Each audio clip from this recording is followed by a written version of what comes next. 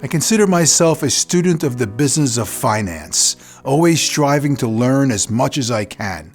The three things which have served as principles for me in both business and in life are: number one, intellectual curiosity. I love the idea of trying to figure out a puzzle or search for an answer. Number two, an indefatigable entrepreneurial drive.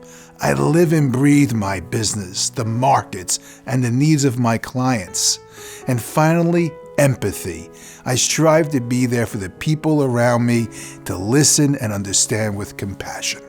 My brothers and I were raised by our grandparents after our mom passed when I was 6. When you have that old school upbringing, being raised by Depression-era folks, there's a generational gap the size of a Grand Canyon. But the values that are instilled, the hard work, honesty, frugality, respect, they're still with me today. My grandfather was a graduate of NYU, and he pushed me to be top of my class in school. That was his thing. And I studied real hard to get into the Bronx High School of Science, a wonderful public specialized high school in New York City. As a student there, I discovered the New York Public Library and fell in love with this bastion of meritocracy, where anyone could do anything if they put their mind to it. The lions at its entrance, aptly named Fortitude and Patience, seemed to welcome and protect those who came inside. This image has always stuck with me, and in fact, I keep a replica on my desk today.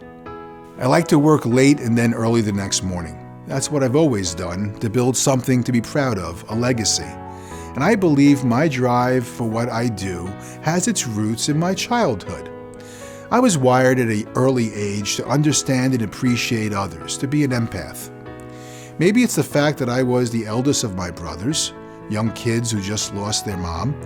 It was a lot on my shoulders, but I welcomed it.